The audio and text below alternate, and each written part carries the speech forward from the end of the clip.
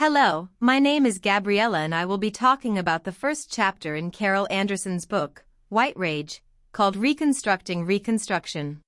Anderson sets this chapter during the end of the Civil War and during the Reconstruction. The Civil War was meant to end slavery, which it did, thanks to Abraham Lincoln by signing the Emancipation Proclamation and giving African Americans the 13th, 14th, 15th Amendments and the Freedmen's Bureau. But once Andrew Johnson got into office, everything started going backwards. With both Johnson and the Supreme Court making either changes to the wording or just flat out ignoring the three amendments, the two were not planning to enforce the truth behind the amendments at all. Which led to the entirety of the South reverting back to slavery, in one way or another, and made the African American lives be meaningless, all over again. Anderson's main argument in Chapter 1 is that even after all the work that Abraham Lincoln did to fix America's original sin, Andrew Johnson would rather keep the sin to make the economy better than finish the process of fixing it.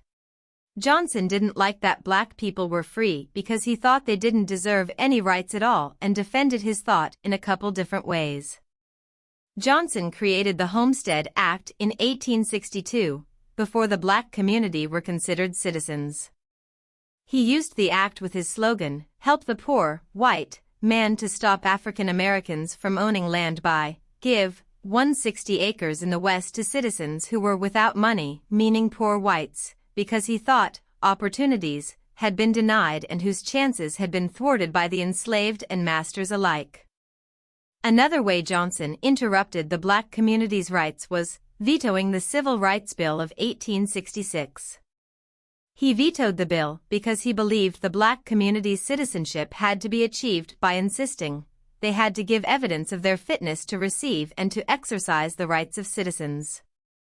A secondary reason he used to justify his action was explaining to Congress the bill is made to operate in favor of the colored and against the white race, because he thought by giving African Americans equality, it would give them too much protection from the people that the government didn't give to the white people. Andrew Johnson would rather have overused his power to stop African Americans from having any type of freedom than actually being a good considerate president. The Supreme Court had accepted the strict constitutionalist mindset to decide the difference between a federal problem and a state problem, and thought the Reconstruction Amendments had illegally placed the full scope of civil rights, which had once been the domain of states, under federal authority.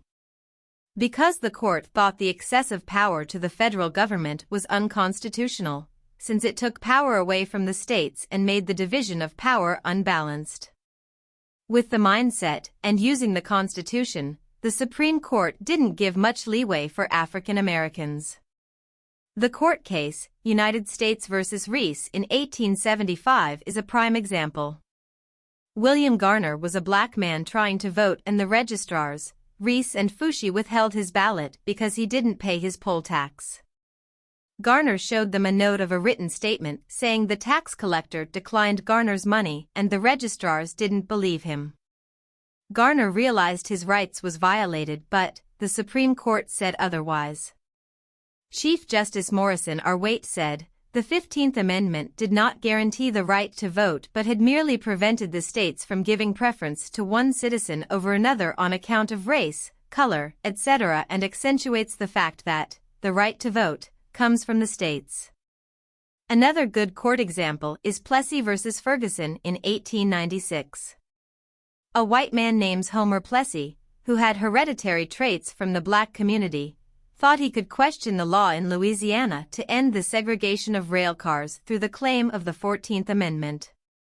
The justice's decision differed with an 8-to-1 vote and Justice Henry Brown stating, "If one race be inferior to the other socially, the Constitution of the United States cannot put them on the same plane."